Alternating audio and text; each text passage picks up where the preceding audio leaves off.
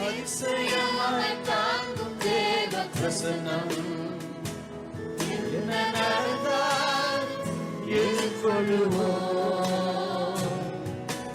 ஒவ்வொரு நாளிலும் நம் தேவன் நம்முடன் சென்று நடத்துவாரே. So, as you know already, this is Pentecost Sunday. நீங்கள் ஏற்கனவே அறிந்திருக்கிறபடி இந்த நாள் பெந்தெகோஸ்தே நாளாய் இருக்கிறது. So, I will be preaching from Acts chapter 2. That shouldn't be a surprise for you. எனவே அப்போஸ்தலர் நடபடிகள் 2ஆம் அதிகாரத்திலிருந்து உங்கள் மத்தியிலே நான் பிரசங்கிக்க விரும்புகிறேன். அது உங்களுக்கு ஆச்சரியமாக இருக்காது என்று நினைக்கிறேன். But I would like to go down from verse 37 to 47 at the end of the chapter. இந்த அதிகாரத்தினுடைய கடைசி பகுதியை உங்களுக்காக நான் தியானிக்க விரும்புகிறேன். வசனங்கள் 37 47 வரைக்கும். The word of the Lord says, people from all countries around Israel were there in Jerusalem in these days. கர்த்தருடைய வார்த்தை சொல்கிறது, அந்த நாட்களிலே எருசலேமை சுற்றி இருந்த தேசத்தார் எல்லாரும் எருசலேமிலே கூடி வந்திருந்தார்கள். Not only people who came for the festivities, the Passover festival, and now the feast of Pentecost. பஸ்கா பண்டிகைக்கு வந்தவர்கள் மாத்திரமல்ல, பெந்தெகோஸ்தே பண்டிகைக்காக வந்தவர்களும் அங்கே கூடியிருந்தார்கள். You know, when the barley harvest was over, for example. இப்பொழுது நான் வாட்கோதுமையினுடைய அறுப்பின் பண்டிகையினுடைய காலமாயிருக்கிறது. And so soon after, and this what do you call this is the thing they are celebrating right now during the time of Pentecost. எனவே இந்த நேரத்திலே அவர்கள் இந்த அறுவடையின் பண்டிகையை கொண்டாடுகிற ஒரு நாட்களாக இருந்தது. It was actually a harvest festival that God chose to start the harvesting of souls all across the nations. இந்த நாட்களிலே தேசமெங்கிலும் இருக்கிறதான ஆத்துமாக்களை அறுவடை செய்யும்படியாக கூட தேவன் இந்த பண்டிகையை நியமித்திருந்தார். You know, in the days of festivities, Jerusalem was full of people. பண்டிகையின் காலங்களிலே எருசலேம் முழுவதிலும் ஜனங்களினால் நிரம்பி இருக்கும். Historians say about 1.5 or 2 lakhs of people were swarming this little town. வரலாற்று நிபுணர்கள் சொல்லுகிறார்கள், அந்த நாட்களிலே 1.5 to 2 லட்சம் ஜனங்கள் அந்த சிறிய பட்டணத்திலே இருந்திருப்பார்கள் என்று சொன்னார்கள். The word Pentecost has no great meaning, I want to tell you. பெந்தெகோஸ்தே என்கிற வார்த்தைக்கு ஏதோ ஒரு பெரிய அர்த்தம் இருக்கிறது என்று நீங்கள் நினைக்க வேண்டாம். It's the 50th day after the Passover fest, that's all. பஸ்கா பண்டிகைக்கு அப்புறம் 50 நாட்கள் கழித்து வருகிற ஒரு நாள் தான் பெந்தெகோஸ்தே பண்டிகை. It has no great meaning, I want to tell you. அதுக்கொண்டு ஒரு பெரிய அர்த்தம் என்று சொல்லி நீங்கள் நினைக்க வேண்டாம். Yes, a great harvest was being celebrated on that day. நிச்சயமாகவே அந்த நாளிலே மிகப்பெரிய ஒரு அறுவடை கொண்டாடப்பட்டது. Maybe something like Aripin Pandiga or something, what we do in India. இந்த நாட்களிலே நம்ம இந்திய தேசத்திலே அறுப்பின் பண்டிகை என்று சொல்லி நாம் கொண்டாடுகிறோமே. So this is what was being celebrated in those days. இப்படிப்பட்ட ஒரு பண்டிகையை தான் அந்த நாட்களில் அவர்கள் கொண்டாடி இருக்க வேண்டும். And it was one of the greatest and the most important festivities of the Jewish nation. யூத கலாச்சாரத்தின் மத்தியிலே அது மிகச்சிறந்த மிகப்பெரிய அளவிலே கொண்டாடப்படுகிற ஒரு பண்டிகையாக இருந்தது. Dear sisters, when you look into the message of the word of God, கர்த்தருடைய வார்த்தையில் இருக்கிறதான செய்தியை நீங்கள் உற்று நோக்கும்போது, it's all about the eternal, powerful and never ever everlasting kingdom of Jesus. எப்பொழுதுமே அது நித்தியமான தேவனுடைய நித்தியமான நிரந்தரமானவருடைய ராஜ்யத்தை பற்றி பேசக்கூடிய செய்தியாக இருக்கிறது. A kingdom that will never be shaken. தேவனுடைய ராஜ்யம் அது என்றென்றைக்கும் நிலைத்திருக்கிற ராஜ்யமாக இருக்கிறது. The holy city of Jerusalem that will stand forever. தேவனுடைய பரிசுத்த பட்டணமாகிய அந்த தேவனுடைய எருசலேம் பட்டணம் அது என்றென்றைக்குமாய் நிலைத்திருக்கிறதா இருக்கிறது. It's about the Father God seeking a bride for his son now throughout the nations. பிதாவாகிய தேவன் தேசமெங்கிலும் இருக்கிறதான ஜனங்களுக்கு மத்தியிலே தமக்கான ஒரு மனவாட்டியை தேடக்கூடிய ஒரு செய்கையா இருக்கிறது. Actually, this is the story of the Bible. இதுதான் வேதாகமத்தினுடைய செய்தியா இருக்கிறது. It's about the city of God that will descend one day. தேவனுடைய பட்டணம் ஒரு நாள் பரலோகத்திலிருந்து இறங்கி வர போகிறது. The city that man tried to build collapsed completely. ஒரு நாள் மனுஷன் அவன் கட்டுவதற்கு முயற்சித்த பட்டணமானது முற்றிலுமாக அது அழிக்கப்பட்டு போனது. But now the city of God is being built all through the nations. இப்பொழுதோ தேசமெங்கிலும் தேவனுடைய பட்டணமானது கட்டி எழுப்பப்பட்டு வருகிறது. And also it speaks about the nations that will worship before the throne of God. One day we are going to see this with our own eyes. அதேபோல தேவனுடைய சிங்காசனத்துக்கு முன்பாக ஆண்டவரை ஆராதிக்கிறதான நூற்றுக்கணக்கான கோடிக்கணக்கான ஜனங்களை பற்றி நாம் பார்க்க போகிறோம். ஒரு நாள் அவர்கள் மத்தியிலே நாமும் இருக்க போகிறோம். Do you know God is gathering his global worshipers right now? உங்களுக்கு தெரியுமா, உலகமெங்கிலும் இருக்கிறதான ஜனங்களுக்கு மத்தியிலே தமக்கான ஆராதனைக்காரர்களை தேவன் தெரிந்து கொண்டிருக்கிறார். This is the desire of God for every one of us this evening. இதுதான் இந்த மாலை வேளையில் நாம் ஒவ்வொருவரை பற்றியும் தேவனுடைய விருப்பமாய் இருக்கிறது. God says, from every nation and from every people, I want a people who will serve me and also worship me. கர்த்தர் சொல்லுகிறார், ஒவ்வொரு ஜனத்திடமிருந்து ஒவ்வொரு கோத்திரத்தாரிடமிருந்து என்னை ஆராதிக்கவும் என்னை சேவிக்கவும் நான் ஜனங்களை தெரிந்து This கொண்டேன். Lion of Judah that became a lamb that carries the sins of this world. இந்த யூதாவின் சிங்கமாய் இருக்கிறதான இயேசு கிறிஸ்து இந்த உலகத்தின் பாவத்தை சுமந்து தீர்க்கிற தேவாட்டுக்குட்டியாக மாறினார். And this Jesus, this Father God wants global worship. இந்த பிதாவாகிய தேவன் உலகமெங்கிலும் இருக்கிறதான ஜனத்தாரிடத்திலே தம்மை ஆராதிக்கும்படியாக ஜனங்களை தெரிந்து And கொள்கிறார். we are just a little part of this worldwide adventure that God has started right now. இப்பொழுது கர்த்தர் செய்து கொண்டிருக்கிறதான உலகளாவியதான இந்த சாகசமான காரியங்களிலே நாமும் ஒரு சிறு பகுதியாய் காணப்பட்டு கொண்டிருக்கிறோம். Do you know the entire Bible speaks about the Lord Jesus Christ? முழு வேதமுமே கர்த்தராகிய இயேசு கிறிஸ்துவை பற்றி மாத்திரம் பேசுகிறது. You know, sometimes we think all the Old Testament has gone away. We have to concentrate on the New Testament. சில நேரங்களில் நம்ம நினைக்கிறோம் பழைய ஏற்பாடு ஒன்றும் இன்றைக்கு முக்கியமானதல்ல, நாம் கவனிக்க வேண்டியதெல்லாம் புதிய ஏற்பாடு மாத்திரமே என்று. No, when you look into Luke chapter 24, for example, இல்லை, லூக்கா எழுதின சுவிசேஷம் 24ஆம் அதிகாரத்தை நீங்கள் beginning from the பார்க்கும் books of Moses, all the prophets spoke about Jesus Christ. மோசே முதற்கொண்டு எல்லா தீர்க்கதரிசிகளும் என்னை குறித்தே பேசியிருக்கிறார்கள் என்று ஆண்டவர் சொன்னார். It's all about Jesus. The entire Bible is about Jesus. இந்த முழு வேதாகமுமே இயேசு கிறிஸ்துவை பற்றி மட்டும்தான் When பேசுகிறது. you speak about the son of David, தாவீதினுடைய குமாரன் என்று சொல்லும்போது, you know, David slew Goliath so that he can save the people of Israel from fear and destruction. தாவீது அந்த நாளிலே கோலியாத்தை முறியடித்து இஸ்ரவேல் ஜனங்களுடைய பயத்தையும் மரண பிடியிலிருந்தும் அவனை விடுவித்தார். The greater David called Jesus, he destroyed Satan and freed us from the bondage of sin. நம்முடைய வாழ்க்கையில மிகப்பெரிய தாவீதின் குமாரனாய் இருக்கிற இந்த இயேசு கிறிஸ்து பிசாசினுடைய பிடியிலிருந்தும் மரண பயத்திலிருந்தும் அவர் நம்மை விடுவித்தார். He slew not only Satan forever, he's going to slay Satan forever one day. இந்த பிசாசை நிரந்தரமாக நம்முடைய தேவனாகிய கர்த்தர் அழிக்க போகிறது மாத்திரமல்ல, But he freed us from the bondage of Satan and sin. இந்த பாவத்திடமிருந்து பிசாசிடமிருந்தும் கர்த்தர் நம்மை விடுவித்தார். And that he has taken away the fear of death in our personal lives. அதே போல நம்முடைய தனிப்பட்ட வாழ்க்கையில காணப்படுகிறதான மரண பயத்திலிருந்தும் அவர் நம்மை விடுவித்தார். Dear brothers and sisters, when you look into the entire word of God from the book of Genesis, கருமையான சகோதர சகோதரிகளே, ஆதியாகமத்தின் புத்தகத்திலிருந்து ஒவ்வொரு புத்தகங்களும் நம்ம வேதத்தில் பார்க்கும்போது, Jesus said to his disciples one day, இயேசு கிறிஸ்து ஒரு நாள் தம்முடைய if சீடர்களை you பார்த்து believed சொன்னார், Moses, you would believe me. நீங்கள் மோசேயை விசுவாசித்தீர்களானால் என்னையும் விசுவாசிப்பீர்கள். For he wrote about me.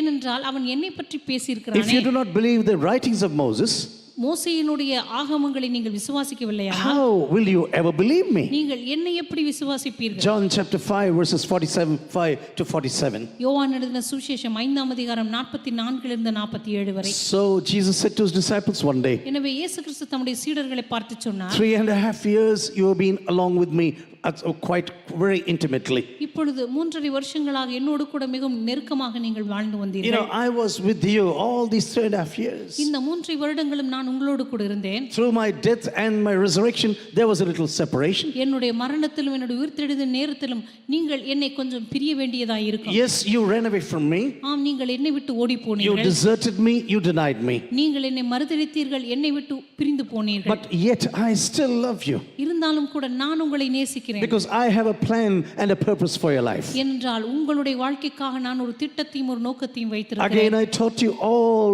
what depends about the future, about the kingdom of Jesus. எதிர்காலத்திலே தேவனுடைய ராஜ்யத்தை குறித்துதான எல்லாவற்றையும் பற்றியும் நான் உங்களுக்கு I had போதித்திருக்கிறேன். a crash course once again with you. மறுபடியுமாக உங்களுக்கு எல்லாவற்றையும் போதித்து I gave வந்திருக்கிறேன். you all the proofs about my resurrection. என்னுடைய உயிர்த்தெழுதலை பற்றிதான எல்லா விதமான ரூபணங்களையும் உங்களுக்கு நான் கொடுத்திருக்கிறேன். Now I am calling you back to this worldwide adventure, இப்பொழுது இந்த உலகளாவிய சாகசத்துக்காக நான் உங்களை அழைக்கிறேன். where we are going to gather people for this global worship one day. உலகமெங்கிலும் இருக்கிறதான ஜனங்களே நாம் உலகளாவிய ஆராதனைக்காக அழைக்க போகிறோம். And I want you to come and wait in the city of Jerusalem. எனவே நீங்கள் எல்லாரும் கடந்து வந்து இந்த எருசலேம் பட்டணத்திலே காத்திருக்கும்படியாக நான் விரும்புகிறேன். Yes, you are believers. ஆம், நீங்கள் எல்லாம் விசுவாசிகள் தான். You have studied the Old Testament very well with me. ஏற்கனவே பழைய ஏற்பாட்டை என்னோடு கூட நீங்கள் நன்றாக கற்றிருக்கிறீர்கள். The New Testament you have watched through my life, for example. என்னுடைய வாழ்க்கையின் மூலமாக நீங்க பார்த்தறிந்ததான புதிய ஏற்பாடு. You know, you have still not seen the copies of the New Testament. இன்னும் நீங்கள் புதிய ஏற்பாட்டினுடைய அந்த பிரதிகளை எல்லாம் பார்க்கவில்லை. But you have seen New Testament in action through my life. இருந்தாலும் கூட என்னுடைய வாழ்க்கையின் செயல்கள் மூலமாக புதிய ஏற்பாட்டை நீங்கள் பார்த்திருக்கிறீர்கள். But before you go out and stream into the nations of this world, ஆனால் இந்த உலகத்தின் தேசங்களுக்குள்ளாக நீங்கள் சென்று ஜீவநதியாக ஓடுவதற்கு முன்பாக I want you to wait for the power from on high, for example. உன்னதத்திலிருந்து வருகிறதான பலத்திற்காக நீங்கள் காத்திருக்கும்படியாக நான் விரும்புகிறேன். Because without this power, you will be empty people. ஏனென்றால் இந்த பலம் இல்லாமல் நீங்கள் காலியான மனுஷர்களாக இருப்பீர்கள். Yes, you can do certain things through your own intelligence and knowledge, for example. உங்களுடைய சொந்த புத்திசாலித்தனத்தினாலும் அறிவினாலும் சில காரியங்களை நீங்கள் கற்றிருக்கலாம். But when the power of the Lord comes upon you, ஆனால் கர்த்தருடைய ஆவியான உங்கள் மீது வரும்போது you will be martyrs or witnesses in my name. நீங்கள் என்னுடைய நாமத்திற்காக ஜீவனுள்ள சாட்சிகளாக இருப்பீர்கள். You will be prepared even to shed your life for the gospel because of this power. சுவிசேஷத்தின் நிமித்தமாக இந்த வல்லமையின் மூலமாக நீங்கள் உங்களுடைய ஜீவனையும் கொடுப்பதற்கு ஆயத்தமாக You know, இருப்பீர்கள். sometimes people think, oh yeah, ministry, that's very easy. சில நேரங்கள் ஜனங்கள் சொல்லுகிறார்கள் ஊழியம் தானே அது மிகவும் எளிதான காரியம் தான். You have to take a Bible and just roam around. நீங்க ஒரு வேதாகமத்தை கையில் எடுத்துக்கொண்டு அங்கும் இங்கும் சுற்றி கொண்டிருக்க வேண்டும் அவ்வளவுதானே. Get some degree from here and there and call yourself pastor. ஏதோ இங்கே அங்கேயும் சில இறையியல் கல்விகளை படித்துக்கொண்டு நானும் ஒரு போதகன் தான் என்று அழைத்துக் கொள்வது. But you know the church is built on the foundation of apostles and prophets. ஆனால் உங்களுக்கு தெரியுமா சபையானது தீர்க்கதரிசிகளின் அல்லது அப்போஸ்தலர்களுடைய உபதேசத்தினுடைய அஸ்திவாரத்தின் மீது It கட்டப்பட்டிருக்கிறது. is never built on the foundation of pastors. இது ஒருபோதும் ஒரு மேய்ப்பனுடைய அஸ்திவாரத்தின் மீது Do you know கட்டப்பட்டதல்ல. this is the tragedy of the church all across the nations today? இன்றைக்கு உலகமெங்கிலும் இருக்கிறதான சபைகளுடைய மிக பரிதாபமான காரியம் இதுதான். Most of the churches are built on the foundation of pastors. அநேக சபைகள் இப்பொழுது மேய்ப்பர்களுடைய அஸ்திவாரங்களின் மீது கட்டப்பட்டு Yes, வருகிறது. we need pastors for the churches when people are coming. உண்மையாகவே ஜனங்கள் சபைக்குள்ளே வரும்போது அவர்களை மேய்க்கக்கூடிய மேய்ப்பர்கள் போதகர்கள் தேவைதான். But to put foundations for the church, ஆனால் சபைக்கான அஸ்திவாரத்தை போடும்படியாக to look to the direction in which God was taking, is going to take us. கர்த்தர் நம்மை அழைக்கக்கூடியதான அந்த திசையிலே நம்மை சரியாக நடத்தும்படியாக You need the apostles and the prophets for every church, I tell you. ஒவ்வொரு சபைகளிலும் அப்போஸ்தலர்களும் தீர்க்கதரிசிகளும் முக்கியமானவர்கள். My dear brothers and sisters, we need to know what is Christianity all about. அருமையான சகோதர சகோதரிகளே கிறிஸ்தவம் என்றால் என்ன என்பதை நாம் கற்றுக்கொள்வோம். What is called the church, for example? சபை என்றால் என்ன என்பதை நாம் கற்றுக்கொள்வோம். You know, you can say, yeah, I am a Christian, I am a Christian. நானும் ஒரு கிறிஸ்தவன் தான் என்று நாம் சொல்லிக் But கொண்டிருக்கலாம். what is the real meaning of being a Christian? ஆனால் ஒரு கிறிஸ்தவனாய் இருப்பதின் அர்த்தம் என்ன? You know, all of us are sitting in a building called the church right now. இங்க எல்லாரும் சபை என்கிறதான ஒரு கட்டடத்திற்குள்ளாக அமர்ந்து When you கொண்டிருக்கிறோம். go across to Tollgate and ask, where is this Good Shepherd church? They will show you in this direction. ஒருவேளை tollgate பக்கத்துல போய் சபை எங்க இருக்கிறது என்று கேட்டால் நல்ல மேய்ப்பர் சபை இந்த பக்கம் தான் இருக்கிறது என்று சொல்லி அவர்கள் No, காண்பிப்பார்கள். this building is not the church. இந்த கட்டிடம் ஒரு சபை அல்ல. You and I are the church of Jesus. நீங்களும் நானும் தான் இயேசு கிறிஸ்துவினுடைய சபையாய் Because இருக்கிறோம். the Holy Spirit is indwelling in every one of us. ஏனென்றால் பரிசுத்த ஆவியானவர் உங்களுக்குள்ளும் எனக்குள்ளும் வாசம் பண்ணி கொண்டிருக்கிறார். And the day you met Jesus in your life, எந்த நாளிலே இயேசு கிறிஸ்துவை நீங்கள் கற்றுக்கொண்டீர்களோ this is the reason God put you in a family called the church. இயேசுவை ஏற்றுக்கொண்ட அந்த நாளிலேயே சபை என்கிறதான அந்த குடும்பத்திற்குள்ளாய் கர்த்தர் உங்களை கொண்டு வந்து You know, when you வைத்தார். have a small baby in your hands, ஒருவேளை உங்களுடைய கரங்களில் ஒரு சிறு குழந்தை இருக்கும் என்று சொன்னால் soon after birth you don't say, bring this baby and put the child under the bridge, for ஒரு example. குழந்தை பிறந்த உடனே அதை போய் ஒரு பாலத்துக்கடியில போட்டு விட மாட்டீர்கள். You will say, oh, grow up for yourself.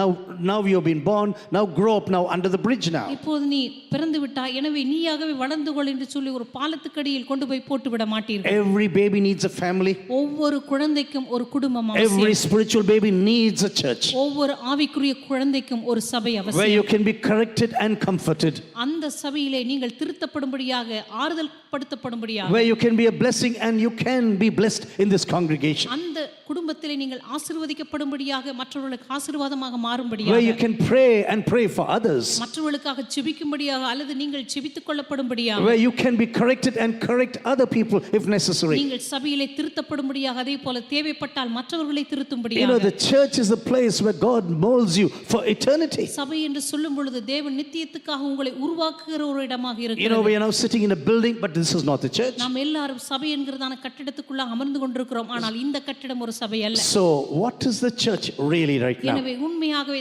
சபை என்றால் என்ன? You know, if you are going to see this world all across the nations right now, உலகம் எங்கும் இப்பொழுது இந்த வார்த்தையை நீங்கள் there's கவனித்தீர்களா? so much of burdens that people carry. இப்பொழுது ஜனங்கள் எத்தனையோ விதமான பாரங்களை சுமந்து கொண்டிருக்கிறார்கள். Sometimes it's full of sins in these countries. சில நேரங்களிலே தேசங்களிலே காணப்படுகிறதான பாவங்களை They are carrying heavy burdens and they do not know how to get rid of these burdens, for example. வாழ்க்கையிலே வருத்தப்பட்டவர்கள் பாரம் சுமந்து கொண்டிருக்கிறார்கள். இருக்கிறார்கள். ஆனால் இந்த பாரங்களை எல்லாம் எங்கே இறக்கி வைப்பது என்று அவர்களுக்கு தெரியவில்லை. Where can I really bring these burdens to and get my peace back in my personal இந்த life? பாரங்களை உண்மையாகவே எந்த இடத்தில் இறக்கி வைத்து என்னுடைய சமாதானத்தை நான் பெற்றுக்கொள்ள முடியும் என்று But நினைக்கிறார்கள். in order to forget the burdens they carry in their heart, ஆனால் அவருடைய இருதயங்களிலே அவர்கள் சுமந்து கொண்டிருக்கிறதான பாரங்களை அவர்கள் மறக்கும்படியாக sometimes people fall into relationships. சில நேரங்களிலே சில உறவுகளுக்குள்ளாக தங்களை தள்ளுகிறார்கள். Oh, they think if I have money, I have everything. என்னுடைய வாழ்க்கையில பணம் இருந்தால் எனக்கு எல்லாம் இருக்கும் என்று நினைக்கிறார்கள். Yes, if you have money, you become a moneyed sinner. That's all. ஆம், உங்களிடத்தில் பணம் இருந்தால் நீங்கள் பணம் வைத்துக் கொண்டிருக்கிற ஒரு பாவியாக இருப்பீர்கள். Oh, some people think when I study, then I am a very studied and studious studious person, for example. ஒரு சிலர் நினைக்கிறார்கள் நான் நன்றாய் படித்து விட்டால் போதும் என்னுடைய வாழ்க்கையில நான் திறமையாக இருப்பேன் என்று சொல்லி.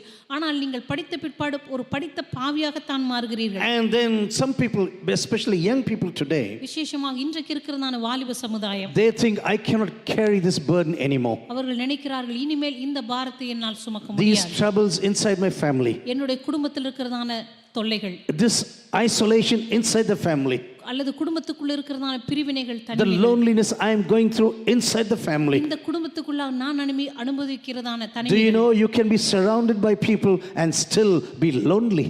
அநேக நேரங்களிலே அநேக ஜனங்களால் நீங்கள் சூடப்பட்டிருக்கலாம், இருந்தாலும் நீங்கள் தனிமையாக உணரலாம். And this is the reason why most of these young boys and girls go into drugs and alcohol. இந்த காரணத்தினால் தான் இன்றைக்கு இருக்கிற அநேக வாலிப பிள்ளைகள் அவர்கள் அநேகமாக சாராயத்தை குடிக்கிறவர்களாக அல்லது மதுபானத்தையோ அல்லது போதை மருந்துகளை உபயோகப்படுத்துகிறவர்களாக இருக்கிறார்கள். Sometimes we scold people, stop drinking now. மற்றவர்களை பார்த்து சொல்லுகிறோம், தயவு செய்து நீ குடிக்காதே என்று நாம் திட்டுகிறோம். Stop taking these drugs right now. தயவு செய்து இந்த போதை மருந்துகளை எல்லாம் நீ பயன்படுத்தாதே என்று சொல்லி நாம் கடிந்து கொள்கிறோம். But did you ever ask them what is the reason for this habit right now? ஆனா இந்த பழக்கத்துக்கான காரணம் என்ன என்று சொல்லி நீங்கள் அவர்களை பார்த்து கேட்டிருக்கிறீர்களா? Some people think when I take these drugs and alcohol, I can be freed for a few hours from the burdens of my life. ஒரு சிலர் நினைக்கிறார்கள் இந்த மதுபானத்தை அருந்தும் போது, இந்த போதை மருந்தை நான் பயன்படுத்தும் போது ஒரு சில மணி நேரமாவது என்னுடைய கவலைகளை மறந்து நான் இருக்கலாம் என்று நினைக்கிறார்கள். Some people get philosophical in the midst of problems. ஒரு சிலர் நினைக்கிறார்கள் தங்களுடைய வாழ்க்கையின் பிரச்சனையின் மத்தியிலே ஏதோ தத்துவங்களை படித்து விட்டால் என்னுடைய வாழ்க்கையில சில சமாதானம் And கிடைக்கும். their own philosophies gets into a crash with the God's revelation of this world. ஆனா இந்த உலகத்தில் அவர்கள் பெற்றுக்கொண்டதான இந்த தத்துவங்கள் எல்லாம் அவருடைய வாழ்க்கையின் பிரச்சனைகளின் மத்தியிலே அது உடைந்து போகிறது. Do you know many philosophers commit suicide? உங்களுக்கு தெரியுமா அநேக தத்துவ ஞானிகள் அநேக வேளைகளிலே தற்கொலை செய்து கொள்கிறார்கள் என்று. Do you know they committed suicide in their lives? Very famous people.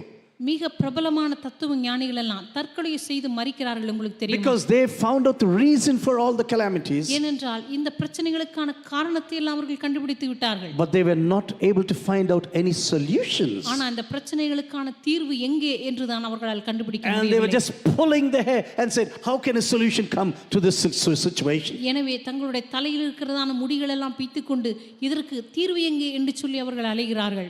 The church begins when your heart is pierced to the power of the Holy Spirit and the word of God. எப்பொழுது பரிசுத்த ஆவியானவருடைய வல்லமையினாலும் கர்த்தருடைய வார்த்தையினாலும் உங்களுடைய இருதயமானது ஊடுருவப்படுகிறதோ அப்பொழுது சபை தூங்குகிறது. You and I could be battling God in every sphere of our lives. நீங்களும் நானும் நம்முடைய வாழ்க்கையில் எல்லா பகுதிகளிலும் தேவனோடு கூட போராடி But கொண்டிருந்திருக்கலாம். suddenly one day God begins to encounter you. ஆனா திடீரென்று ஆண்டவர் ஒரு நாள் உங்களை நேரடியாக In சந்திப்பார். various ways he can encounter you. உங்களுடைய வாழ்க்கையில வெவ்வேறு விதங்களிலே கர்த்தர் உங்களை சந்திக்க Maybe முடியும். it was just one testimony. ஒருவேளை ஒரு சாட்சியின் மூலமாக, Maybe it was a song. ஒரு பாடலின் மூலமாக, Just one single book could have changed you forever. ஒரே ஒரு புத்தகம் உங்களுடைய வாழ்க்கையை நிரந்தரமாக புரட்டி போட்டிருக்க Just முடியும். one preaching one day maybe change you forever. ஒரு நாளினுடைய ஒரு பிரசங்கம் உங்களுடைய வாழ்க்கையை முற்றிலுமாக மாற்றி And as the word of God was poured upon you, அந்த கர்த்தருடைய வார்த்தையானது அந்த நாளில் உங்கள் மீது ஊற்றப்பட்ட suddenly போது this word of God begins to pierce your heart. திடீரென்று கர்த்தருடைய வார்த்தையானது உங்களுக்குள்ளாக ஊடுருவ And ஆரம்பிக்கிறது. you begin to cry, Lord, what should I do?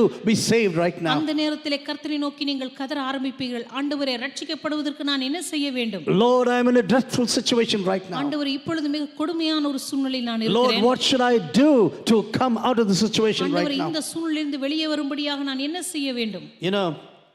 When a person comes to the Lord Jesus Christ, ஒரு மனுஷன் கர்த்தராகிய இயேசு கிறிஸ்துவினிடத்தில் வரும்போது he could have many questions in his heart. அந்த மனுஷனுடைய வாழ்க்கையிலே அநேக கேள்விகள் இருக்க முடியும்.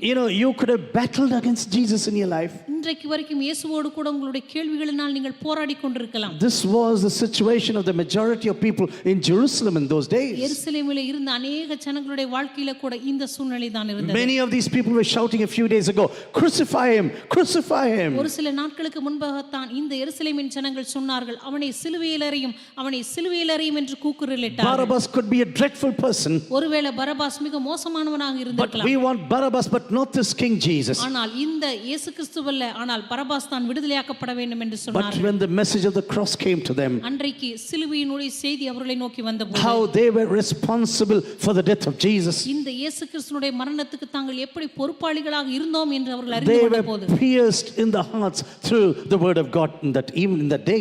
அந்த நாளிலே கர்த்தருடைய வார்த்தையினாலே அவர்கள் இருதயத்திலே குத்தப்பட்டவர்களாக And Peter said to them immediately like this, பேதுரு உடனடியாக அவர்களை பார்த்து சொன்னார், what you have to do is repent first of all. நீங்கள் செய்ய வேண்டியதெல்லாம் மனம் திரும்ப வேண்டும். And then you have to believe in the Lord Jesus. அதற்கு பின்பு கர்த்தராக இயேசுவை மீது விசுவாசத்தை வைக்க You வேண்டும். have listened enough about the Lord Jesus right now. இதுவரைக்கும் கர்த்தராக இயேசுவை பற்றி போதிய அளவு நீங்கள் கேட்டுவிட்டீர்கள். Receive the power of the Holy Spirit. பரிசுத்த ஆவியானவருடைய வல்லமையை Be பெற்றுக்கொள்ளுங்கள். obedient in water baptism. தண்ணீர் ஞான ஸ்நானத்துக்கு கீழ்ப்படியுங்கள். Come to these 4 steps and get into the family of Jesus called the Church of இந்த Jesus. 4 படிகளின் வழியாய் கடந்து வந்து கர்த்தராக இயேசு கிறிஸ்துவினுடைய சபைக்குள்ளாக வாருங்கள். And as they were listening to these words, அந்த நாளிலே பேதுருவின் வார்த்தையை கேட்டுக்கொண்டிருந்த the போது words of Peter was just piercing the hearts right now. பேதுருவுடைய பிரசங்கத்தின் வார்த்தைகள் அவருடைய இருதயத்தை குத்த ஆரம்பித்தது. Can I ask you a question now? இந்த மாலை வேளையில் உங்களை பார்த்து ஒரு கேள்வியை நான் கேட்கலாமா? You all seem to be believers right now. நீங்கள் எல்லாருமே பார்ப்பதற்கு விசுவாசிகளாகத்தான் Let me தோன்றுகிறீர்கள். speak to believers this evening. இந்த மாலை வேளையிலே விசுவாசிகளை பார்த்து நான் பேசுகிறேன். Have you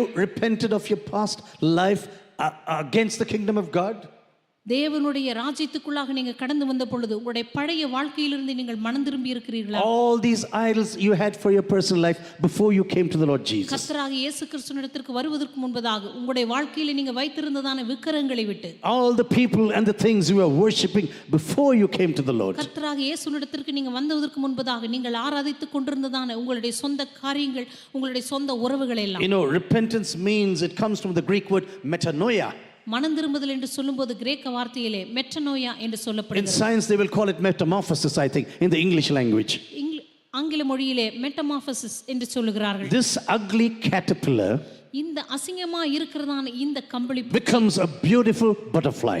அழகான ஒரு வண்ணத்து பூச்சியாக மாறுகிறது. And this caterpillar, when it gets to be a cocoon, for example, ஆரம்பத்திலே இந்த கம்பளி பூச்சியானது கக்கூன் என்கிறதான ஒரு முட்டை வடிவத்திலே அது ஒன்று and சேர்கிறது. do you know, inside the cocoon the caterpillar loses everything of its past. இந்த கக்கூன் என்கிறதான இந்த வடிவத்திற்கு அந்த கம்பளி பூச்சி வந்த உடனே தன்னுடைய கடந்த காலத்தில் இருக்கிறதான எல்லா காரியங்களையுமே அது இழந்து விடுகிறது. உங்களுக்கு தெரியுமா? You can read this in any science book, I tell நீங்க you. எந்த அறிவியல் புத்தகத்திலும் இதை வாசிக்கலாம். Everything is being destroyed inside this cocoon. கடந்த காலத்திலே கம்பளி பூச்சிக்குள்ளாக இருந்ததான எல்லா காரியங்களுமே அது இழந்து விடுகிறது. Just a few elementary characteristics are still there inside the cocoon. அதனுடைய ஒரு சில மூலக்கூறுகள் மாத்திரமே இன்னும் அந்த கக்கூனிலே And நிலைத்திருக்கும். suddenly one day this beautiful this caterpillar this ugly caterpillar becomes a beautiful butterfly. இந்த அசிங்கமான இந்த கம்பளி பூச்சியிலிருந்து அதற்கு பிற்பாடு ஒரு அழகான வண்ணத்து பூச்சி The உருவாகிறது. Bible says repent first of all. கர்த்தருடைய வார்த்தை சொல்லுகிறது, முதலாவது நீ மனம் திரும்பு.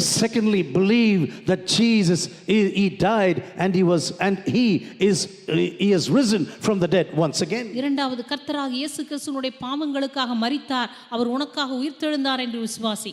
Believe that he was buried and he rose again once again. அவர் உனக்காக அடக்கம் பண்ணப்பட்டார், உனக்காக உயிர்த்தெழுந்தார் என்று The விசுவாசி. same Holy Spirit that brought Jesus out of the grave on that day. அந்த கல்லறையிலிருந்து இயேசுவை உயிரோடு எழுப்பின அதே பரிசுத்த The ஆவியானவர், same Jesus, the Holy Spirit will resurrect me into the newness of life through the power of the Holy Spirit. அதே பரிசுத்த ஆவியானவர் பரிசுத்த ஆவியானுடைய புதிதாக்குதலின் ஜீவனுக்காக உங்களையும் உயிரோடு கூட எழுப்புவார். This is what is called water baptism. இதுதான் தண்ணீர் ஞானஸ்நானம் என்று அழைக்கப்படுகிறது. And then you come closer to this third step, for example. அதற்கு பிற்பாடு மூன்றாவது படிக்கு அருகாமையில் வருகிறீர்கள். And now you not only you cross over baptism, நீங்கள் தண்ணீர் ஞானஸ்நானத்தின் வழியாய் கடந்து வருவது you are மாத்திரமல்ல, clean right now. நீங்கள் இப்பொழுது சுத்தமாக்கப்பட்டு Your விட்டீர்கள். life is clean. உங்களுடைய வாழ்க்கை கழுவப்பட்டு You have விட்டது. been separated from the world.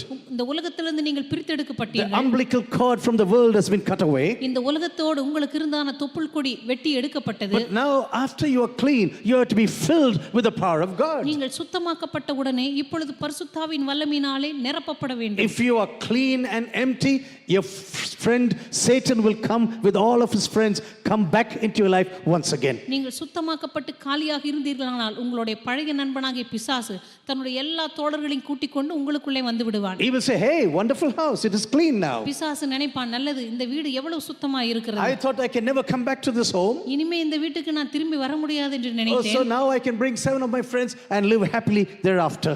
இப்பொழுது பிசாசு என்னுடைய இன்னும் 7 நண்பர்களை கூட்டிக் கொண்டு இந்த வீட்டுக்குள்ளே வந்து நான் சந்தோஷமாக இருக்கலாம் என்று It is நினைப்பான். so necessary that you are filled with the power of the Holy Spirit. பரிசுத்த ஆவியின் வல்லமையினாலே நீங்கள் நிரப்பப்படுவது மிக மிக முக்கியமான காரியமாக After you இருக்கிறது. obeyed God through water baptism. தண்ணீர் ஞானஸ்நானத்தினாலே நீங்கள் கர்த்தருக்கு கீழ்ப்படிந்த உடனே Maybe you ask, "Pastor, how do I receive the power of the Holy Spirit?" ஒருவேளை நீங்க நினைக்கலாம், பாஸ்டர் நான் எப்படி இந்த பரிசுத்தாவின் ஞானஸ்நானத்தை பெற்றுக்கொள்வது? Just the way Jesus received the power of the Holy Spirit. இயேசு கிறிஸ்து எப்படி பரிசுத்தாவியை பெற்றுக்கொண்டாரோ அதே போலவே After he was baptized in water, அவர் தண்ணீர் ஞானஸ்நானத்தை பெற்றுக்கொண்ட உடனே he didn't need to be baptized, அவர் அந்த நாளிலே ஞானஸ்நானம் எடுக்க வேண்டிய அவசியம் இருக்கவில்லை. but he said, "Okay, in order that everything is fulfilled right now, I'm going to go through this also." ஆனா இயேசு கிறிஸ்து சொன்னார், நான் எல்லா நீதியும் நிறைவேற்றும்படியாக இந்த ஞானஸ்நானத்தை All the பெற்றுக்கொள்கிறேன். righteousness should be fulfilled right now. எல்லா நீதியும் And நிறைவேற்றப்படும்படியாக as he was coming out of the water, அந்த தண்ணீரிலிருந்து அவர் கரையேறின he உடனே began to pray right now. அவர் ஜெபிக்க ஆரம்பித்தார். And as he was praying, அவர் ஜெபித்துக் கொண்டிருந்த போது the Holy Spirit came upon him like a dove, for example. பரிசுத்த ஆவியானவர் புறாவின் ரூபம் கொண்டவராய் அவர் மீது இறங்கி வந்தார். This is the only way you can be filled with the power of the Holy Spirit. இந்த ஒரே வழியின் மூலமாகத்தான் பரிசுத்த ஆவியானவருடைய ஞானஸ்நானத்தை நீங்கள் பெற்றுக்கொள்ள Not by முடியும். clapping your hands. This church, இந்த உலகத்தில் இருக்கிற ஜனங்கள் இந்த சபையை பார்த்து இந்த காரியத்தை உண்மையாகவே சொல்லுவார்களா? will they really say, "Yes, this is a church of love"? ஆம், இது ஒரு அன்பின் சபை என்று சொல்லுவார்களா? Will they ever say, "Yes, you can trust them"? இவர்களை நாம் நம்ப முடியும் என்று சொல்லுவார்களா? You know, I would like, if I'm going to speak to some person, நான் யாரோ ஒரு இடத்துல பேசும்போது I would like them to trust my word. என்னுடைய வார்த்தையை அவர்கள் நம்ப வேண்டும் என்று தான் நான் விரும்புவேன். I want to love every person at every time, at any place, every time. எந்த இடத்திலும் எந்த மனுஷனையும் நான் நேசிக்க வேண்டும் என்று தான் விரும்புவேன். Yes, I can be dodged. ஆம், சில வேளைகளிலே நான் தவறாக They ஏமாற்றப்படலாம். can be misused. They can misuse me. ஒருவேளை சில வேளைகளில் அவர்கள் என்னுடைய காரியத்தை பெருந்தன்மையை தவறாக பயன்படுத்திக் கொள்ளலாம். But God will never let you down, I tell you. ஆண்டவர் ஒருபோதும் உங்களை கைவிட மாட்டார் என்று God will சொல்கிறேன். never let you down. ஆனா ஆண்டவர் ஒருபோதும் உங்களை விட்டுவிட God who மாட்டார். sees your heart will say, "Yes, I will repay you." ஆண்டவர் உங்களுடைய இருதயத்தை பார்த்து சொல்லுவார், நான் உனக்கு அதற்கான பிரதிபலனை கொடுப்பேன். You know, recently I read this in a Catholic school, சமீபத்தில் ஒரு கத்தோலிக்க பள்ளிக்கூடத்தில் இதை நான் வாசித்தேன். and I went and photographed and wanted to read this to you. அதை புகைப்படம் எடுத்தேன். அதை நான் உங்களுக்கு வாசிக்க விரும்புகிறேன். This is our school. இது எங்களுடைய பள்ளிக்கூடம். In this place, peace must be there. இந்த இடத்திலே சமாதானம் குடியிருக்க வேண்டும். In every room, there should be happiness. இந்த பள்ளிக்கூடத்தின் ஒவ்வொரு அறைகளிலும் சந்தோஷம் நிலவ வேண்டும். Here, love should live. இங்கே அன்பு குடியிருக்க வேண்டும்.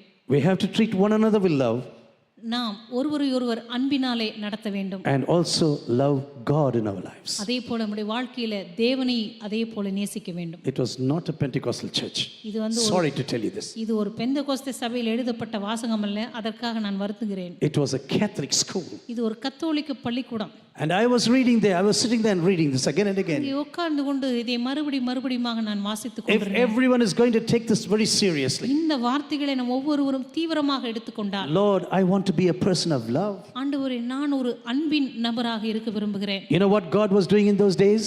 அந்த நாட்களில் ஆண்டவர் என்ன செய்தார் தெரியுமா? Those who were saved, He was adding them to the church now. ரட்சிக்கப்படுகிறவர்களை கர்த்தர் அனுதினமும் சபையிலே சேர்த்து கொண்டு You know, வந்தார். if the Spirit of the Lord is moving in this church, இந்த சபையிலே கர்த்தருடைய ஆவியானவர் அசைவாடி கொண்டிருந்தபடினாலே I am looking forward to the days when people will get saved every day.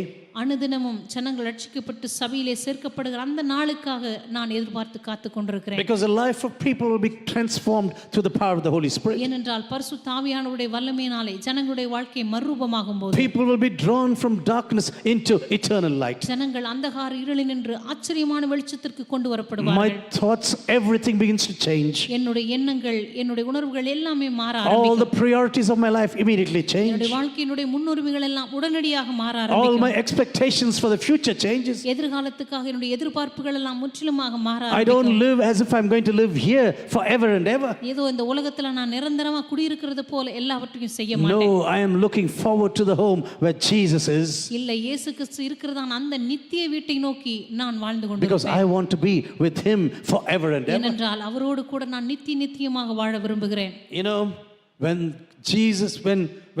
Peter was speaking in that day, அன்றைக்கு பேதுரு பிரசங்கித்துக் கொண்டிருந்த போது he said, "Go away from this evil generation. அவர் சொன்னார், மாறுபாடான இந்த சந்ததியை விட்டு உங்களை விலக்கி காத்துக் கொள்ளுங்கள். Go away from this evil generation. இந்த மாறுபாடான சந்ததியிலிருந்து உங்களை விலக்கி காத்துக் கொள்ளுங்கள். Get saved and be redeemed in your life." நீங்கள் மனம் திரும்பி விசுவாசித்து ரட்சிக்கப்படுங்கள். And those who were redeemed were brought into the church of Jesus. ரட்சிக்கப்பட்டவர்கள் சபையிலே சேர்க்கப்பட்டார்கள். What do you mean about ரட்சிப்பு? ரட்சிப்பு என்றால் என்ன நீங்கள் அர்த்தப்படுத்துகிறீர்கள்? Nowadays most of the people don't ask me this question. இன்றைக்கு இந்த ரட்சிக்கப்பட்டீர்களா என்கிறதான கேள்வியை அநேகர் கேட்பதே இல்லை. But when I was a child, நான் சிறுவனாக இருந்தபோது I did not understand this language from Canaan. இந்த கானான் பாஷை எனக்கு புரியவே புரியாது. தம்பி ரட்சிக்கப்பட்டியா? பார்த்த உடனே நான் சின்ன பிள்ளையா இருக்கும்போது நிறைய பேர் இந்த கேள்வியை தான் கேட்பாங்க. ஓடியே போயிடுவேன். When this pastor used to come home, எப்போ அந்த பாஸ்டர் வீட்டுக்கு வராரோ Gideon Jacob கொல்ல பக்கமா ஓடிடுவான். I was just slipping out. Every time he used to put this question எப்பொழுதெல்லாம் இந்த கேள்வி என்ன பார்த்து கேட்பாரோ, in a deep voice like a pastor. ஒரு கனத்த குரல்ல ஒரு போதகராக, தம்பி ரட்சிக்கப்பட்டி. எனக்கு என்ன தெரியும்? I didn't know anything. எனக்கு இந்த ரட்சிப்புனா என்னன்னே தெரியாது. This language from Canaan, I didn't understand. இந்த கானான் பாஷை எனக்கு புரியவே இல்லை. If you put your trust on Jesus, உங்களுடைய விசுவாசத்தை இயேசுவின் மீது நீங்கள் வைக்கும்போது, not on your own purity, உங்களுடைய சொந்த பரிசுத்தத்துக்காக மாத்திரமல்ல, not on your own deeds, உங்களுடைய சொந்த கிரியைகளினால அல்ல, but when you put your trust on Jesus and what he has accomplished for you, ஆனால் உங்களுடைய விசுவாசத்தை இயேசு கிறிஸ்து உங்களுக்காக எதை செய்து முடித்தாரோ அதன் மீது வைக்கும்போது you are a saved person. நீங்கள் ரட்சிக்கப்பட்ட நபராக மாறுகிறீர்கள். And if you don't put your trust on Jesus, உங்களுடைய விசுவாசத்தை இயேசுவின் மீது நீங்கள் வைக்காத போது you are not a saved person. It's very simple. நீங்கள் இன்னும் ரட்சிக்கப்படவில்லை, அவ்வளவுதான். But if you put this question to some people, ஆனா இந்த கேள்வியை சில இடத்துல நீங்க கேட்டா some people can really get angry. ஒரு சிலருக்கு உண்மையாகவே கோபம் வந்துடும். What என்ன கேள்வி இது? You mean you are saved and I am unsaved? அப்படின்னா நீங்க ரட்சிக்கப்பட்டீங்க, நான் ரட்சிக்கப்படலையா? You are going to heaven and I am going to hell? நீங்க பரலோகத்துக்கு போவீங்க, நான் நரகத்துக்கு போவேனா? And if you say yes, ஆமா அப்படி நீங்க சொன்னா all your teeth will be in your hands. உங்களுடைய எல்லா பல்லும் உங்க கையில இருக்கும். So wild people can be. அந்த அளவுக்கு அவங்களுக்கு கோபம் வரும். You mean you are a better person? அப்படின்னா எங்களை விட நீங்க ரொம்ப மேன்மையா? The problem is sometimes it's like a telegram person. Nowadays you don't get telegrams. அதாவது இதை நீங்க எப்படி கற்பனை செய்யணும்னா, தந்தி கொண்டு வருகிற ஒரு நபரை போல. இந்த நாட்களில் நம்ம தந்தி பயன்படுத்துறது இல்லை. In the olden days it's say uncle has expired or something like that. அப்பெல்லாம் பழைய நாட்களில் பார்த்தீங்கன்னா மாமா இறந்துட்டாரு And அப்படின்னு you receive this telegram. அந்த தந்தி வந்த உடனே And you don't like the message of this telegram. அந்த தந்தையினுடைய செய்தி உங்களுக்கு பிடிக்கலனா கூட, And then you beat this postman immediately. அந்த தந்தையினுடைய செய்தி உங்களுக்கு பிடிக்காதனால அந்த தபால்காரரை போட்டு அடிச்சா What will he do? அந்த தபால்காரர் என்ன பண்ணுவார்? He will say, I just brought this telegram to you. உங்களுக்கு இந்த தந்தி வந்தது, அதை கொண்டு வந்து கொடுத்தேன், அவ்வளவுதான். If you don't want this telegram, just throw it away. உங்களுக்கு இந்த தந்தி வேணானா தூக்கி கூட எரிஞ்சிருங்க. But why are you bashing me?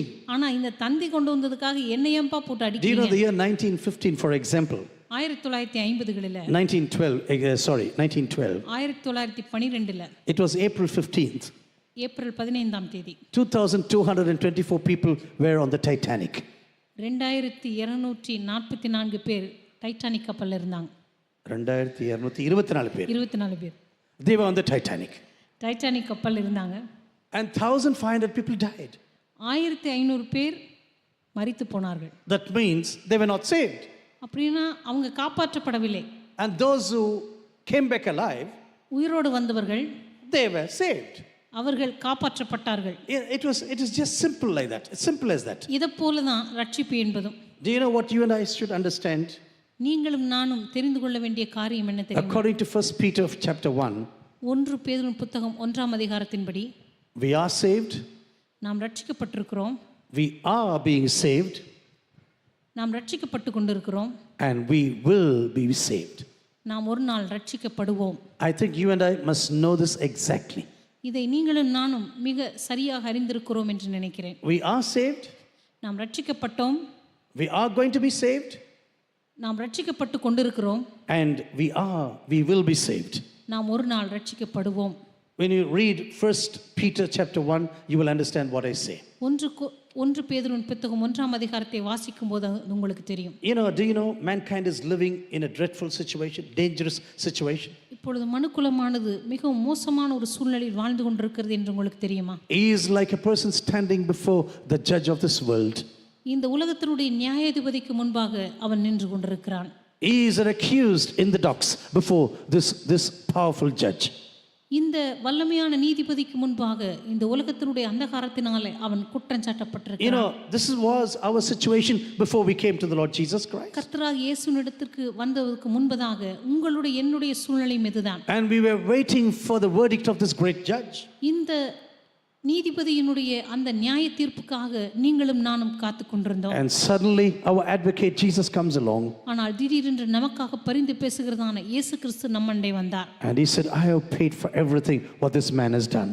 அந்த வழக்கறிஞராக நமக்காக பரிந்து பேசின இந்த இயேசு கிறிஸ்து சொன்னார், இந்த மனுஷனுடைய பாவங்களுக்கான அனைத்து தண்டனைகளையும் நான் செலுத்தி விட்டேன். Just let him free. இந்த மனுஷனை விடுதலையாக்கி விடுங்கள். I have died the death that he should have died. இந்த மனுஷன் மரிக்க வேண்டிய மரணத்தை நான் மரித்து விட்டேன். I lived the life that he should have lived. இவர் வாழ வேண்டிய அந்த வாழ்வை நான் வாழ்ந்து விட்டேன். I have paid for every sin of this man. இந்த மனுஷனுடைய எல்லா பாவங்களுக்கான கடனை நான் செலுத்தி விட்டேன். And just I want him to be let free right now. எனவே இந்த மனுஷன் விடுதலையாக்கப்பட வேண்டும் என்று சொன்னார். Without the cross of Calvary, without the blood of Jesus, Kalvari சிலுவை இல்லாமல் இயேசு கிறிஸ்துவினுடைய இரத்தம் இல்லாமல், without the work of redemption of our Savior Jesus Christ, இயேசு கிறிஸ்துவினுடைய இந்த மீட்பின் செய்கை இல்லாமல், you and I will be very sorrowful people. நீங்களும் நானும் இந்த உலகத்திலே மிகவும் வருந்துகிறவர்களாய் இருப்போம். When you put your trust on the Lord Jesus, உங்களுடைய நம்பிக்கை இயேசுவின் மீது நீங்கள் வைத்த பொழுது everything changes immediately. எல்லாமே உடனடியாக மாறியது. Yes, we were people who did sin. ஆம், நம்முடைய வாழ்க்கையில நாம் பாவம் செய்கிறவர்களாக இருந்தோம். We were people who were being accused by Satan. பிசாசினால குற்றம் சாட்டப்பட்டவர்களாக இருந்தோம். But because we put our trust on Jesus, ஆனா நம்முடைய நம்பிக்கை இயேசுவின் மீது நாம் வைத்தபடியால், therefore there is no condemnation for those who are in Christ Jesus. எனவே கிறிஸ்து இயேசுவுக்குள்ளாய் இருக்கிற யாவருமே ரட்சிக்கப்பட்டிருக்கிறார்கள். அவருடைய வாழ்க்கையின் மீது ஆக்கினை தீர்ப்பு இல்லை. Therefore there is no condemnation for those who are in Christ Jesus. Romans chapter 8 verse 1. ரோமருக்கு எழுதின நிருபம் 8ஆம் அதிகாரம் 1ஆம் வசனம் சொல்லுகிறது, ஆகையால் கிறிஸ்து இயேசுவுக்கு உட்பட்டவர்களாக இருந்து இயேசுவின் மீது நம்பிக்கை வைத்தவர்களுக்கு ஆக்கினை தீர்ப்பில்லை. He who believes in Jesus is not condemned. இயேசுவின் மீது விசுவாசத்தை வைத்தவர்களுக்கு ஆக்கினை தீர்ப்பில்லை. He who does not believe is condemned already.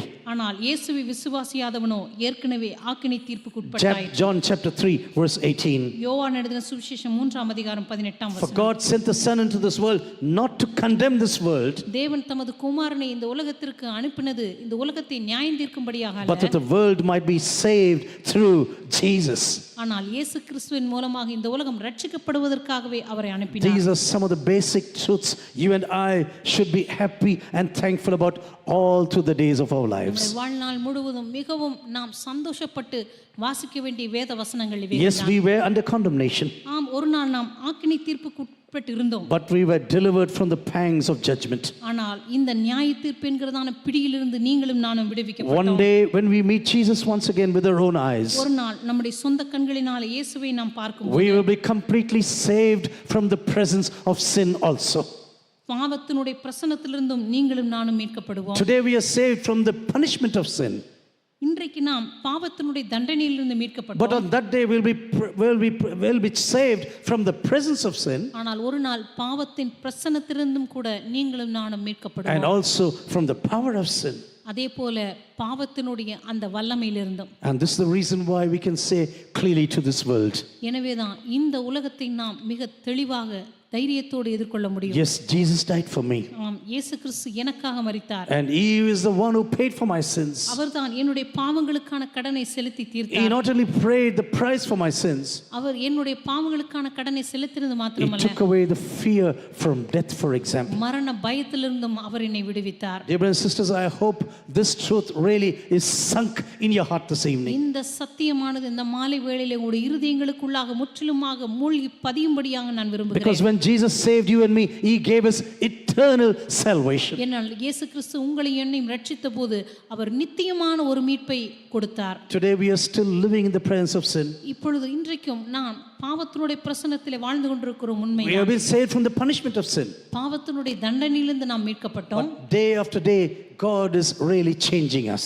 ஆனால் ஒவ்வொரு நாளும் தேவன் நம்மை மறுரூபப்படுத்திக் கொண்டே We இருக்கிறார். are being transformed to the image of His Son Jesus. அவருடைய குமாரனாக இயேசுவின் சாயலுக்கு ஒப்பாக நாம் மறுரூபப்பட்டுக் கொண்டே இருக்கிறோம். One day my eyes will see Jesus. ஒரு நாள் என்னுடைய கண்கள் இயேசுவை சந்திக்கும் போது, And on that day I will be taken away from the power and the presence of sin forever. அந்த நாளிலே பாவத்தின் வல்லமையிலிருந்தும் பாவத்தினுடைய பிரசன்னத்திலிருந்தும் நான் முற்றிலுமாக I don't need the gifts of the Spirit anymore, அன்றைக்கு பரிசுத்த ஆவியினுடைய வரங்கள் எனக்கு தேவைப்படாது. because I am going to be in the presence of this light called Jesus forever and ever. ஏனென்றால் இயேசு கிறிஸ்து என்கிறதான அந்த வெளிச்சத்திலேயே நான் நித்தியமாக இருக்க போகிறேன். I was made righteous.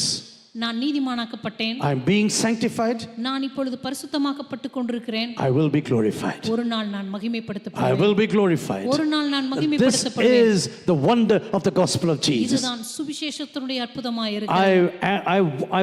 I am being made righteous right now. நான் நீதிமானாக்கப்பட்டிருக்கிறேன். But I will be sanctified in this life. இப்பொழுது இந்த வாழ்க்கையில நான் பரிசுத்தமாக்கப்பட்டு கொண்டிருக்கிறேன். And one day I will be glorified. ஒரு நாள் நான் மகிமைக்குள்ளே பிரவேசிக்கும் பொழுது நான் I am மகிமைப்படுத்தப்படுவேன். saved. நான் ரட்சிக்கப்பட்டேன். I am being saved. நான் ரட்சிக்கப்பட்டு கொண்டிருக்கிறேன். I will be saved completely. ஒரு நாள் முற்றிலுமாக ரட்சிக்கப்படுவேன்.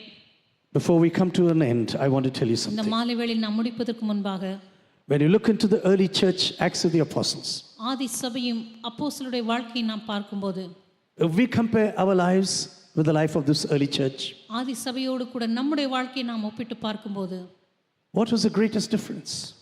நமக்கு இருக்கிறதான மிகப்பெரிய வித்தியாசம் என்ன? You know, sometimes Sunday comes and we feel so tired. சில நேரங்களில் ஞாயிற்றுக்கிழமை வந்தால் போதும் ரொம்ப களைப்பாக உணர்கிறோம். On all the other days, we are not so tired. மற்ற நாள் கூட நமக்கு அவ்வளவு களைப்பு தெரியறதில்ல. I don't know whether Satan does this sometimes. அது பிசாசு தான் செய்கிறானா அப்படின்னு எனக்கு தெரியல. On that day, we are so tired. ஞாயிற்றுக்கிழமை வந்தால் போதும் நமக்கு எங்கிருந்தோ ரொம்ப களைப்பு வந்துடுது. Should I go to service now? இன்னைக்கு நான் ஆராதனைக்கு போய் தான் ஆகணுமா? If the service is just going to be 1 hour, it's okay. இந்த ஆராதனை 1 மணி நேரம் இருந்தால் கூட பரவாயில்ல. You know, this morning I was standing for 4 hours. இந்த காலை வேளையில் நான் 4 மணி நேரம் நின்று கொண்டிருந்தேன். Last night, I do not know, I had a terrible night. போன இரவில் ஏன்னு தெரியல, அவ்வளவு மோசமான ஒரு இரவு. Every 1 hour, I was awake. ஒவ்வொரு 1 மணி நேரத்துக்கு அப்புறம் நான் விழித்து கொண்டு தான் இருந்தேன். And then you have questions, should I go down now? அதுக்கப்புறம் யோசித்து பார்த்தா நான் போகணுமா? If the service is just going to be for 1 hour, that will be wonderful. ஆராதனை 1 மணி நேரம் இருந்தால் பரவாயில்ல. Is it not true? இது உண்மை இல்லையா? You know, some children on Monday, they are very sick before going to school. சில பிள்ளைகள் பார்த்தா திங்கக்கிழமை வந்தால் பள்ளிக்கூடத்துக்கு போகிறதுக்கு முன்பாக அவங்களுக்கு வியாதி வந்துடும். Till today evening, they'll be playing around. இப்போ சாயங்காலம் வரைக்கும், ஞாயிற்றுக்கிழமை சாயங்காலம் வரைக்கும் நல்லா விளையாடிட்டு இருப்பான். Monday morning, திங்கக்கிழமை காலையில் வந்த உடனே, Papa, I have stomach pain. அம்மா எனக்கு கொஞ்சம் வயிறு வலிக்கிற மாதிரி இருக்குது. எங்கடா ஸ்டமக் இருக்கு, இங்கே வலிக்குது. That's what they will say. வயிறு எங்கடா வலிக்குதுன்னா தலையை காமிப்பான். You know, sometimes it is like this. சில நேரத்தில் நம்ம கூட அப்படி தான். We want to avoid going to church. எப்படியாவது சபைக்கு போகிறதுலேருந்து தப்பிச்சா போதும். If services are going to be once a year, that will be very wonderful. ஆராதனை வருஷத்துக்கு ஒரு தடவை இருந்தால் எவ்வளோ நல்லா Do இருக்கும். you know some people go to church only on Christmas Day? ஒரு சிலர் பார்த்தீங்கன்னா கிறிஸ்மஸ்க்கு மட்டும்தான் சர்ச்சுக்கு போவாங்க. Some people go to church 4 times in their lives. ஒரு சிலர் தங்களுடைய வாழ்க்கையிலேயே 4 முறை தான் சபைக்கே போவாங்க. 2 times they will be brought to church. 2 தடவை சபைக்கு அவங்கள தூக்கிட்டு வருவாங்க. And the other 2 times they will walk and come inside. 2 தடவை அவங்களாவே நடந்து வந்துருவாங்க. As a baby, the parents will carry. குழந்தையா இருக்கும்போது பெற்றோர்கள் தூக்கிட்டு வருவாங்க. Christening day. குழந்தைக்கு ஞானஸ்தானம் கொடுக்கணும். And then after that they go to catechism. அதுக்கப்புறம் திடப்படுத்தலுக்கு வருவாங்க. And I used to have catechism classes in Germany. ஜெர்மனியில் திடப்படுத்தல் வகுப்புகளுக்கு நான் போயிருக்கிறேன். And I used to talk to all of these boys. அந்த பசங்கிட்டெல்லாம் நான் பேசுவேன். Why did you come? எதுக்கு இந்த திடப்படுத்தலுக்கு நீ வந்த? My grandmother has got 5,000 euros in the bank. எங்க பாட்டி பேங்க்ல 5000 யூரோ வச்சிருக்காங்க. and that is for me. அது எனக்காக தான் போட்டு வச்சிருக்காங்க. And she said, if you go to this catechism, நீ வந்து இந்த திடப்படத்தில் எடுத்துக்கிட்டீனா, and if you get the signature of the pastor, pastor உனக்கு கையெழுத்து போட்டார்னா, then you can get the money. அதுக்கப்புறம் இந்த பேங்க்ல இருக்கிற பணம் பூரா உனக்கு தான். Pastor, please sign, pastor. Pastor தயவு செய்து கையெழுத்து போட்டுருங்க 2 pastor. days I did not come, pastor. 2 நாள் நான் வரல, Please sign, pastor. இருந்தாலும் எனக்கு கையெழுத்து போட்டுருங்க pastor. I said, no, I do not sign lies now. நான் சொல்லுவேன், நான் பொய்யாலாம் கையெழுத்து போட மாட்டேன். And the third happening, marriage. மூணாவது தடவை பார்த்தா திருமணத்துக்கு வருவாங்க. This fellow will have nothing to do with the church. அவருக்கும் சபைக்கும் அது வரைக்கும் சம்பந்தமே இருந்திருக்காது. But they want to get married in this romantic old church. ஆனால் அந்த பழைய அந்த அழகான ஜெப ஆலயத்தில் வந்து ஆலயத்தில் தான் நான் கல்யாணம் பண்ணணும்னு வருவாங்க. Women in total white. அங்கே பெண்ணுக்கு பார்த்தீங்கன்னா முற்றிலும் அழகாக வெள்ளை உடை. And women and men sometimes are very prophetic in their suits also. அவங்க ஆண்கள் பார்த்தீங்கன்னா அவங்க ட்ரெஸ்ஸிலேயே ரொம்ப தீர்க்க தரிசனமாக தான் வருவாங்க. They'll come in total black. அங்கே ஜெர்மனியில் கல்யாணத்துக்கு வந்து ஆண்களுக்கு கருப்பு உடை தான். I think you understand my joke now. என்னோட ஜோக் உங்களுக்கு புரிஞ்சிருச்சுன்னு நினைக்கிறேன். Women in white. பெண்கள் பார்த்தா வெள்ளை உடை. The men will be coming in black. ஆண்கள் பார்த்தீங்கன்னா கருப்பு உடையில் வருவாங்க. Maybe a prophecy about the future. எதிர்காலமே எனக்கு இப்படித்தான் இருட்டாக இருக்க போகுதுன்னு நினச்சி Both of them will be coming down. வரும்போதே கருப்பு உடையில் 2 பேர் வருவாங்க. I spoke with a lady once in a church where I was preaching. ஒரு முறை என்னுடைய பிரசங்கத்தின் போது அங்கே சபையில் இருந்த ஒரு பெண்ணோடு பேசி கொண்டிருந்தேன். I said, why do you come to this church? நீங்க ஏன் இந்த சபைக்கு வர்றீங்கன்னு கேட்டேன். You are always complaining. நீங்க எப்பவுமே இங்கே தான் வர்றீங்க. Pastor, I will tell you the real reason. Pastor, உண்மையான காரணத்தை உங்களுக்கு நான் சொல்றேன். On this bench. பாஸ்டர், இந்த பெஞ்சில் தான் After marriage. கல்யாணத்துக்கு அப்புறம் I sat with my husband. என்னுடைய வீட்டுக்காரரோடு இந்த பெஞ்சில் தான் பாஸ்டர் நான் உட்கார்ந்துருந்தேன். My husband is no more. இப்போ என் வீட்டுக்காரர் இறந்துட்டார். I just come to sit on this bench. ஆனால் இந்த பெஞ்சில் உட்கார்றதுக்காக தான் நான் இங்கே வரேனே. Do you know what I told her? நான் சொன்னேன் அவங்கள பார்த்து. Talk to the pastor. அந்த பாஸ்டர் கிட்ட சொன்னேன், Whether you can have this bench at home. நீங்கள் பேசாமல் இந்த பெஞ்சை வீட்டுக்கு எடுத்துகிட்டு போயிருங்க. Talk to the pastor, I said. ஒரு பாஸ்டர் கிட்ட பேசி பேசாமல் இந்த பெஞ்சை நீங்கள் வீட்டுக்கு எடுத்துகிட்டு போயிட்டா என்ன? And the fourth occasion, you come in the box. 4வது முறை சபைக்கு வர்றது ஒரு பெட்டியில் வருவாங்க. You'll be carried inside. அங்கே பெட்டியில் வச்சு தூக்கிட்டு வருவாங்க. That's the last thing. 4 times, regular. அதான் கடைசியாக சபைக்கு வர்றது. அதான் வாழ்க்கையில் 4வது முறை கடைசியாக சபைக்கு வர்றது. Do you think this has to do with the church? இதுக்கும் சபைக்கும் ஏதாவது சம்மந்தம் இருக்கா? Every day they gathered together. அவர்கள் அனுதினமும் சபையிலே கூடி வந்தார்கள். Pastor, Sunday itself is very hard for me. Pastor, ஞாயிற்றுக்கிழமை வர்றதே எங்களுக்கு பெரிய பாடா இருக்கு. Every day. ஒவ்வொரு நாளும் சபைக்கு வர்றதா? How to come to church every day, Pastor? எப்படி ஒவ்வொரு நாளும் சபைக்கு வர்றது pastor? You know, sometimes we think Christian life must be as easy as possible. நம்ம நினைக்கிறோம் சில நேரத்தில் கிறிஸ்தவ வாழ்க்கை நமக்கு எவ்வளவு ஈஸியாக இருக்கணுமோ அவ்வளவு எளிமையாக இருக்கணும்னு நம்ம நினைக்கிறோம். You know, many people think I have to be close to the world. அநேகருக்கு ஒரு விருப்பமே இந்த உலகத்துக்கு நான் பக்கத்தில் இருக்கணும். But I also like to have Jesus along with me. ஆனால் பக்கத்தில் கொஞ்சம் இயேசுவையும் வச்சுக்கணும். This faith on Jesus must be somewhere on the periphery of my life.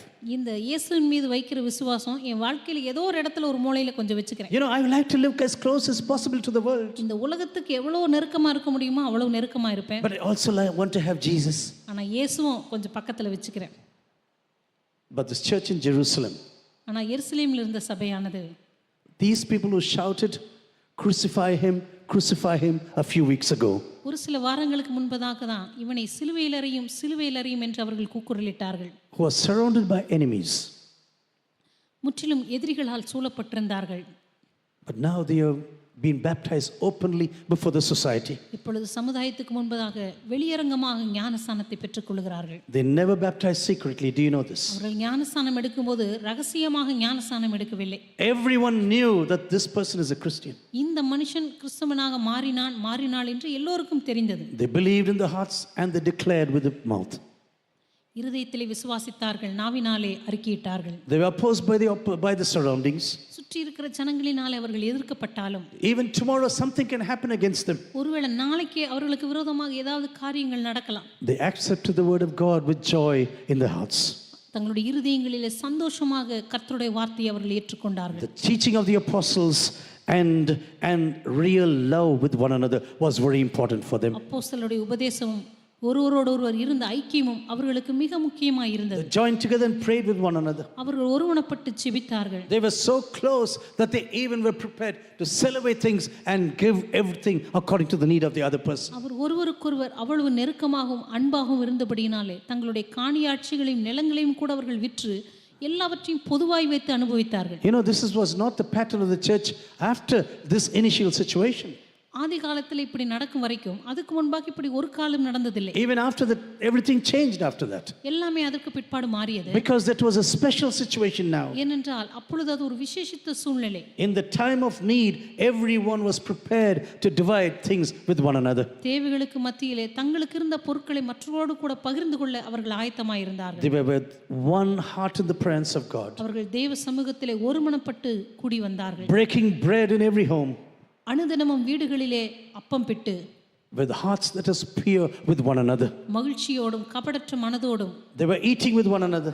அவர்கள் கபடற்ற மனதோடு கூட அப்பம் They புசித்தார்கள். were praising God with one another. அவர்கள் தேவனை துதித்துக் கொண்டிருந்தார்கள். And the surrounding looked upon them with great, what do you say, love for these people. அவர்கள் சுற்றி இருக்கிற ஜனங்களிடத்திலே தயவு பெற்றிருந்தார்கள். What about you and me? உங்களுக்கும் எனக்கும் எப்படி? Will the people in our surroundings speak about us in a good way? நம்மை சுற்றி இருக்கிற ஜனங்கள் நம்மை பற்றி நல்ல விதத்தில் பேசுகிறார்களா? दो போது பார் பஜாரி 5 சென்டிமீட்டருக்கு என்ன சண்டை. You know, there was a big battle in Germany once about apples. ஆப்பிளுக்காக ஒரு தடவை ஜெர்மனியில் ஒரு பெரிய சண்டை வந்தது. The tree was here. அந்த மரம் இங்கே இருந்தது. But the apples are coming there. ஆனால் அந்த மரத்தினுடைய கீழே அதனுடைய பழங்கள் எல்லாம் அந்த பக்கம் கொஞ்சம் தொங்கிட்டு இருந்துச்சு. This person said, don't pluck my apples now. இங்கே இருக்கிற ஒரு மரத்து சொந்தக்காரர் சொல்றாரு, என்னுடைய ஆப்பிளை நீ பறிக்க கூடாது. That man said, ask your apples to stay there. ஆனால் அந்த பக்கத்து வீட்டுக்காரர் சொன்னார், உன்னோட ஆப்பிளை உன்னோட காம்பவுண்டுக்குள்ளே இருக்க சொல்லி இங்கே எதுக்கு வருது அப்படின்னு கேட்டார். So both of them went to court. அதனால ரெண்டு பேரும் நீதிமன்றத்துக்கு போயிட்டாங்க. And you know what the judge said? அதுக்கப்புறம் நீதிபதி என்ன சொன்னார்னா, If the apples come on the other side, இந்த ஆப்பிள் வந்து இன்னொரு பக்கத்தில் போய் அந்த கிளையில் தொங்குனா, you have every right to harvest the apple. அங்கே அந்த பக்கம் வந்திருக்கிற ஆப்பிளை நீங்கள் பறித்து சாப்பிட்றதுக்கு உங்களுக்கு எல்லா உரிமையும் இருக்குது. You know, apples are so common in Germany. அங்கே ஜெர்மனியில் வந்து ஆப்பிள் ரொம்ப சாதாரணமானது. I have seen apples on the road sometimes, strewn all over. எல்லா பக்கமும் ஆப்பிள் பார்த்தீங்கன்னா அப்படியே எரிஞ்சு கிடக்கும். People are they are not very concerned about apples. ஆப்பிளை பற்றி ஒன்றும் அங்கே ஒன்றும் கண்டுக்க மாட்டாங்க. But in that country, a case because of apples. ஆனால் அந்த தேசத்திலேயே ஆப்பிளுக்காக சண்டை போட்டு நீதிமன்றத்துக்கே போயிட்டாங்க. If you go into Germany now in September, October, இப்போ செப்டம்பர் அக்டோபரில் நீங்கள் ஜெர்மனிக்கு போனால் there'll be boards, signboards in many homes. நிறைய வீடுகளில் இப்படி ஒரு தகவல் பலகை இருக்கும். If you want apples, please come and pluck them. உங்களுக்கு ஆப்பிள் வேண்டுமா, தயவு செய்து வந்து பறித்து செல்லுங்கள். So one of the co-workers here said to me like this, அதனால இங்க இருக்கிற உடனொலியர் ஒருத்தர் என்ன பார்த்து இப்படி சொன்னார், please book a flight for me to Germany. தயவு செய்து எனக்கு ஒரு ஃளைட் டிக்கெட் போடுங்க pastor. That looks really wonderful what you're telling now. நீங்க சொன்னீங்க இல்லையா, ஜெர்மனில எல்லா வீட்லயும் ஆப்பிள் வேணா வந்து பறிச்சுங்கன்னு சொல்லியிருக்காங்க, நான் கூட போய் பறிச்சுக்கலாம்னு Dear நினைக்கிறேன். brothers and sisters, we are called to be epistles before this world. அருமையான சகோதர சகோதரிகளே, இந்த உலகத்திற்கு முன்பதாக நீங்களும் நானும் நிருபங்களாக இருக்கும்படியாக அழைக்கப்பட்டிருக்கிறோம். Because of our faith in Jesus, இயேசுவின் மீது நாம் வைக்கிற விசுவாசத்தினால we came into this kingdom of light. இந்த வெளிச்சத்தின் ராஜ்யத்தின் இடத்திற்கு நாம் வந்திருக்கிறோம். We came into this kingdom of eternal life. நாம் இந்த நித்திய ஜீவனின் ராஜ்யத்துக்குள்ளாக பிரவேசித்திருக்கிறோம். We are saved. நாம் ரட்சிக்கப்பட்டோம். We are being saved. நாம் ரட்சிக்கப்பட்டு கொண்டிருக்கிறோம். We will be saved completely. ஒரு நாள் நித்தியமாக மீட்கப்படுவோம். I want every eyes to be closed. எல்லாரும் உடைய கண்களை மூடும்படியாக கேட்டுக்கொள்கிறேன். That we search our hearts this evening. இந்த மாலை வேளையில் நம்முடைய இருதயங்களை நாம் ஆராய்ந்து பார்ப்போம். Lord, how far away am I from the church of the Acts of the Apostles? ஆண்டவரே, ஆதி அப்போஸ்தல சபையிடமிருந்து என்னுடைய கிறிஸ்தவ வாழ்க்கை எவ்வளவு தூரத்தில் இருக்கிறது? When I look into my personal life, என்னுடைய தனிப்பட்ட வாழ்க்கையை நான் பார்க்கும்போது, when I look into the love for the church of Jesus, இயேசுவின் சபைக்கான என்னுடைய அன்பை நான் உற்று நோக்கும்போது, how far am I away from the church of the apostles? ஆதி அப்போஸ்தல சபையிடமிருந்து இப்பொழுது நான் எவ்வளவு தூரத்தில் வாழ்ந்து கொண்டிருக்கிறேன்? For them, the church was everything. அவர்களுக்கு சபைதான் எல்லாமாக இருந்திருக்கிறது. It was a centerpiece of their lives. அவருடைய வாழ்க்கையினுடைய மையமே சபைதான். But for me, Lord, ஆனால் ஆண்டவரே எனக்கோ I pray that you really come and kindle my heart for the church of Jesus. ஆண்டவரே நீர் கடந்து வந்து சபைக்கான ஒரு வைராக்கியத்தை என்னுடைய இருதயத்திலே நீர் எழுப்பி விடும்படியாக நான் ஜெபிக்கிறேன்.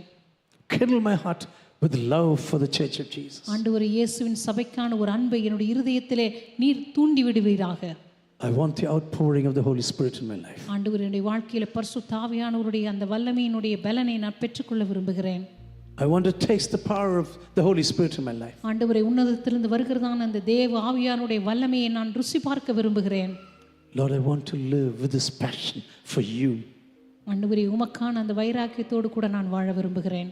This fire, let it really burn bright in my heart.